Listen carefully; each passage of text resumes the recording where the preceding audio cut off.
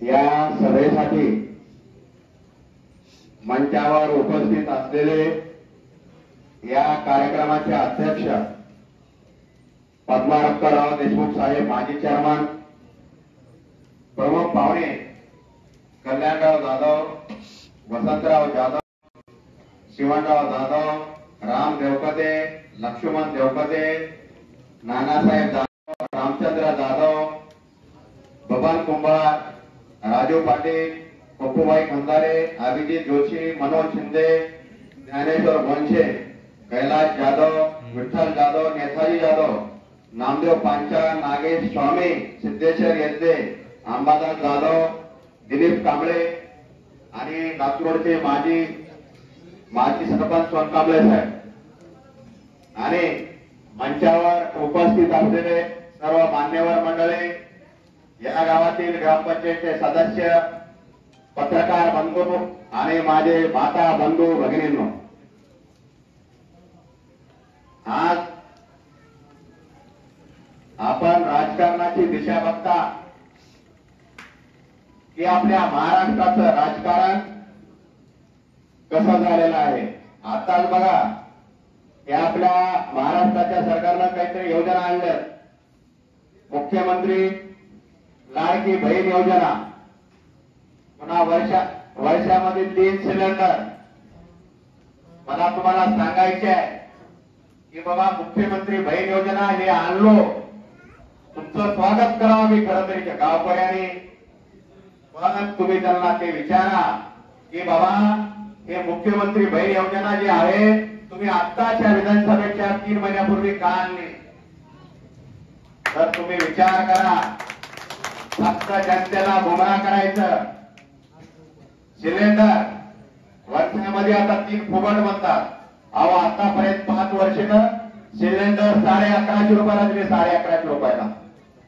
मग तुम्ही विचार करा की जनतेला कसे गुमराह करू लागले. तर आपल्याला वाटतंय बाबा, आता आणले तेवढे 1500 तरी घ्यावे. पण मला यांनी आपल्या महाराष्ट्र सरकारने ज्या योजना तयार केल्या त्याला सांगायचे आहे, खरंच तुम्हाला या योजना बहिणीसाठी आणायच्या होत्या तर पूर्ण 5 वर्षासाठी त्यांना योजना द्या. 5 वर्षासाठी म्हणजे बघा, आता वर्षाला किती होतात? 11,000 रुपये. तर 5 वर्षाचे 90,000 रुपये. खरंच त्यांना आपल्याला मुख्यमंत्री बहीण योजना आपल्या महाराष्ट्रात जर राबवायची असेल, पूर्ण मतदारसंघामध्ये जर राबवायची असेल, तर त्यांनी एका महिलेच्या अकाउंटला 90,000 रुपयाचा चेक टाकायला पाहिजे. एका अकाउंटला महिलेच्या 90,000 रुपयाला टाकायला पाहिजे. अहो, हे योजना आणल्या, चांगल्या योजना आहेत. पण आताच का? म्हणजे फक्त त्यांना कळालंय की लोकसभेला काय झालं. लोकसभेला तुम्ही बघितलो, रती महारथी साफ होऊन गेले. जे पक्षाचे अध्यक्ष, जे मोठे रती महारथी होते ते साफ पडले. आता त्यांना वाटतंय की आपला जनता काय करणार, जनता धोणार का काय करणार. जनता धोणार बरोबर 2023 ला कळणार. आज बघा, आपल्या आज शेतकऱ्याला आपल्याला पेरणीसाठी बियाणं जर घ्यायचं असेल, खरेदी करायचं असेल, तर साहेब 1 लाखाचा जर आपल्याला खत घ्यायचं असेल तर त्याला 18% जीएसटी, 18,000 रुपये जीएसटी आहे. म्हणजे एका मार्गाने चोरी करायची आणि एका मार्गाने चोरी आम्ही नाही केली म्हणून सांगायची. म्हणजे ह्या सरकारचे धोरण असे आहे. आता तुम्हाला विचार करायची वेळ आली आहे की बाबा, आपल्या मतदारसंघामध्ये शेतकऱ्याचं, गोरगरिबाचं, दीन दलित बंधूचं, आपल्या महिला भगिनीचं मतदारसंघामध्ये सक्षमपणे कोण काम करू शकतं हे तुम्हाला विचार करायची वेळ आली आहे. काही आपल्या गावामध्ये राहतात, प्रत्येक पक्षाचे 4 लोक, 5 लोक राहतात. मग त्यांना वाटतंय हा राष्ट्रवादीचा, हा काँग्रेसचा, आमच्या साहेबांना मतदान करा म्हणून तुमच्याकडे येतात. आता 3 महिन्यांनी पैसे घ्या, मतदान करा. साहेब, पैसे घ्या, चांगले ठसकावून पैसे घ्या. पण यांना दाखवा की आपल्या साकूर, अहमदपूर मतदारसंघामध्ये गोरगरीब आमदार होऊ शकतो हे तुम्ही दाखवून द्या जनतेला. आज तुम्ही आपला देश स्वतंत्र झाल्यापासून 76 वर्ष झाले, तेच लोक आमदार असतात. पण आपल्या गरीबाला बघा, एखाद्या गरीब माणसाला तिकीट देतात का बघा, देत का? तर त्यांना आपला गरीब माणूस कुठं सत्तेमध्येच बघायचं नाही. त्यांना गरीब माणसाला तिकीट नाही, जनतेच्या तिकीट नाही, सभापती होऊ शकत नाही. म्हणजे आपण गरीबाच्या जर पोटाला जन्म घेतला तर आपल्याला काहीच नाही. तर तुम्ही विचार करायची वेळ आली की आपल्या मतदारसंघामध्ये जो गोरगरीब जनतेसाठी अवकात्र काम करणारा, जनतेचे प्रश्न विधानसभेत मांडणारा आता तुम्हाला आमदार पाहिजे. आज तुम्ही बघता ना, मी पुण्या पक्षाचा असलं म्हणून टीका करणार नाही. तुम्ही उस्मानाबादचा ओमराजे निंबाळकरचं काम बघता. तुम्ही हात वर करा आणि गाडी थांबवा, हात वर करा, गाडी थांबवा. अशा आमदाराची तुम्हाला गरज आहे, जे की तुम्ही फोनवर जरी सांगितलं साहेब माझं हे काम करायचे आहे, तर ते तुमचं काम व्हायला पाहिजे. तेव्हा तुम्हाला कळणार आहे की आपल्या मतदारसंघामध्ये काम सगळं सविस्तर चालू आहे.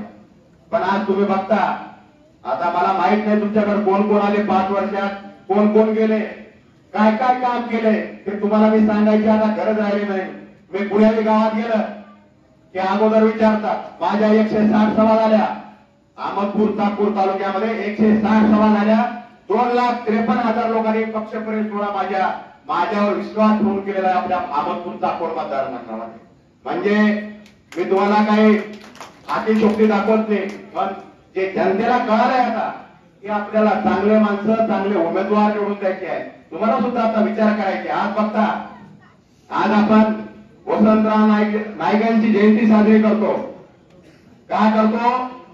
अहो, त्यांचे विचार होते, त्यांना हरित क्रांतीचे नेते म्हणून आपण त्यांना ओळखतो. काल जे आपली 1 तारखेला जयंती होती, वसंतराव नाईकची जयंती. असे लोक आपल्या महाराष्ट्रासाठी लाभलेले आहेत आणि असेच लोक तुम्हाला पुढे आपल्या मतदारसंघामध्ये जर पाहिजे असतील तर त्याच्याच लोकांना तुम्ही सुद्धा निवडून द्यायला पाहिजे. तुम्ही आपण सुद्धा चुका करतो. जे लोक येतात मतदानाला 500 घ्या, 300 घ्या, 1000 घ्या, 2000 घ्या, साहेब घ्या, यावेळेस पैसे भरपूर पसकावून घ्या पैसे. मी तुम्हाला पुन्हा सांगणार आहे. पण तुम्ही विचार करायचे आहे की आपल्या मतदारसंघासाठी, शेतकऱ्यांसाठी कोण माणूस चांगला आहे. तुम्ही बघितलो 2019 पासून त्या 2024 पर्यंत यांचे सरकार फोडाफोडीच्या राजकारणामध्ये 5 वर्ष निघून गेले. पण यांनी कोणत्या आपल्या बंधू भगिनीसाठी, शेतकऱ्यासाठी, आपल्या शिकलेल्या पोरासाठी काही योजना आणल्या का कोणी? बघा, नाही. आज आपल्या मतदारसंघामध्ये बघता काही शिकलेल्या पोरासाठी रोजगार आहे का? रोजगार नाही. रोजगार आहे तर कसा आहे? कुणाच्या तरी शेतात 300 रुपये हाजरीनं आपण जायचं आणि हाजरी घेऊन घरला यायचं, हा रोजगार आहे. म्हणजे आपल्या मतदारसंघामध्ये किती तुटवडा आहे. शिकलेले पोरात आपले कुणाच्या तरी ट्रॅक्टरवर काम करतात, कुणाच्या तरी शेतात काम करतात. म्हणजे शिकून सुद्धा काही उपयोग नाही, असं या सरकारनं शेतकऱ्याची, गोरगरिबाची अवस्था केलेला आहे. आता गॅस स्कीम वर्षामध्ये गॅस स्कीम मध्ये तरी सांगितलं सरकारने की तीन गॅस तुम्हाला फ्री. अहो, आतापर्यंत 5 वर्ष तुम्ही 1150 रुपयाला गॅस दिला. लोकसभेच्या अगोदर 850 रुपयाला गॅस केला. म्हणजे तुम्ही विचार करा, जसजशा यांच्या निवडणुका येतात तसतसे गोरगरिबाला आमिष दाखवायचं, शेतकऱ्याला आमिष दाखवायचं आणि जनतेची लूट करायची आणि पुन्हा आणखी 5 वर्ष सत्तेवर बसायचं. आता तुम्ही आजकाल बघता प्रत्येक जाती धर्माचा माणूस आरक्षण आरक्षण आरक्षण. साहेब, आरक्षण बरोबर आहे, सगळ्यांना मिळायला पाहिजे आरक्षण. पण तुम्ही विचार करा, जेव्हापासून आपल्या मराठा समाजाचा आरक्षणाचा मुद्दा चालू आहे, अहो आरक्षणाचे मुद्दा हेच प्रतिनिधी लोक झेंडे घेऊन बोलायला येतं की आम्हाला आरक्षण द्या, आरक्षण द्या. की आपण द्यायचं का त्यांना आरक्षण? तुम्ही विचार करा, म्हणजे जनतेला किती गुमराह करतात. मी तुम्हाला प्रत्येक गोष्ट समजावून सांगणार आहे विधानसभेपर्यंत. आता तुम्हाला सुद्धा विचार करायचे की बाबा खरंच हे लोक जनतेला गुमराह करते. आज 75 वर्ष झालं बघा, हे 1-2 लोक आमदार होता का? आपल्या गोरगरिबाला कोणी आमदार करते का बघा, कोणी खासदार करते का बघा? का तिकीटच नाही, आपल्याकडे पैसे नाहीत. त्यांच्याकडे पैसे आहेत, पैशाच्या जोरावर आपण आमदार सुद्धा होऊ शकत नाही, खासदार होऊ शकत नाही, मंत्री होऊ शकत नाही. मला ते दाखवायचे 2024 ला की गोरगरीब घरचा आमदार होऊ शकतो आणि ते तुम्हाला गोरगरिबाच्या रूपात तुम्हाला आमदार करायचे आहे. तुम्हाला वाटायचं रावले उत्तमराव वाघ आला आमदार व्हायचे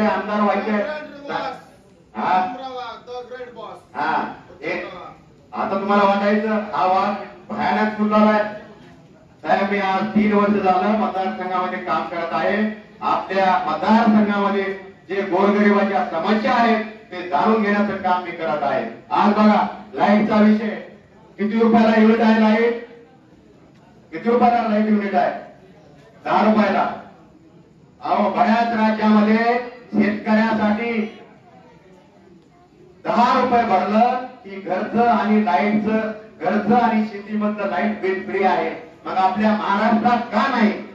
हा मुद्दा तुम्हाला खरंच आपल्या मतदारसंघामध्ये चांगले दिवस बघायचे असतील तर तुम्हाला सुद्धा आता उमेदवार प्रतिनिधी तुमच्या मतदारसंघाचे हे गोरगरिबाची जनतेचं रक्षण करणारे तुम्हाला निवडून द्यायला पाहिजे. आज तुम्ही सगळा महागाईचा मुद्दा बघा, महागाईच्या मुद्द्यावर कोणी बोलायला तयार नाही. आपल्या शिकलेल्या पोरं बेकारी, तुम्हाला माहित आहे मोदीने सांगितलं होतं 2019 ला की तुमच्या अकाउंटला 15 लाख देऊता, तुम्हाला गॅस फ्री करूता. 15 लाख तर कुठं नाही, काळ धरण होता. त्या गोष्टी साहेब सगळ्या फेल गेलेल्या आहेत. म्हणून तुम्हाला आता 2024 ला विचार करायचे आहे की आपल्याला मतदारसंघामध्ये गोरगरिबाचं काम करणारा, गोरगरिबासाठी अहोरात्र प्रयत्न करणारा, महिलांसाठी आपल्या मतदारसंघामध्ये पूर्ण योजना आणणारा असा आमदार तुम्हाला यावेळेस निवडून द्यायचे आहे. आता आम्ही बरेच गावोगाव फिरत आहे. हे जनतेचा कौल बघून तुमच्या गावची सभा सुद्धा मला 3 दिवस पुढे ढकलावं लागलं. आज सभा करून, उद्या सभा करून, मग तुमचं काही इतर केटर देणारे म्हणजे मला व्यत्यय आणण्याचा प्रयत्न करत आहे. पण मी प्रत्येक गावामध्ये सांगत आहे की तुम्ही भ्यायची गरज नाही आणि तर पिणार नाही का, तर तुम्ही असताना मला भ्यायची गरज नाही. तुम्हीच माझं सगळं, तुम्ही माझा श्वास, तुम्हीच सगळं माझ्या शरीरामध्ये म्हणजे हे आहेत म्हणून सगळे धरून चला. बघा तुमची कालची सभा 3 दिवस लेट झाली, आज करून उद्या करून, बरोबर आहे नाही? बरोबर आहे का नाही? तर असे व्यत्यय आणणारे पण जेव्हा यांनी व्यत्यय आणतील त्याच्या 10 पट हे मी वनवा पेटवत राहणार, त्याच्या 10 पट यांनी जेवढ्या मला समस्या निर्माण करतील मी गावामागे आणखी मोठा वनवा पेटवत राहणार. यांनी विचार करायला पाहिजे की बाबा एक गोरगरीब माणूस जर काम करू लागला तर त्याला व्यत्यय कसा आणायचं. त्यांचे कार्यकर्ते राहतात गावोगावी, मग तुमच्या लोकल लेवलला प्रॉब्लेम करायचं जाऊ द्या. यांनी जेवढे व्यत्यय आणतील मी व्यत्ययाला घेणार नाही. पण वनवा असा पेटला आपल्या मतदारसंघामध्ये की जन्मभर ध्यान ठेवावं लागणार, उत्तमराव वाघ, उत्तमराव वाघ, उत्तमराव वाघ. आता वनवा पेटलेला आहे म्हणून तुम्हाला घाबरायची गरज नाही. मी तुमच्यासाठी संघर्ष करत आहे. 3 वर्ष झालं मतदारसंघामध्ये. आपला खेडेगाव जरी असलं तर तिथं जाऊन आल्याशिवाय 2-3 दिवस जाऊन आले नाही. आज मला तुम्ही इथं बोलावलात, माझा मान सन्मान केला, त्याबद्दल तुम्हाला सर्व गावकऱ्यांचे धन्यवाद मानतो आणि मी माझं भाषण संपलं असं जाहीर करतो. जय हिंद, जय महाराष्ट्र.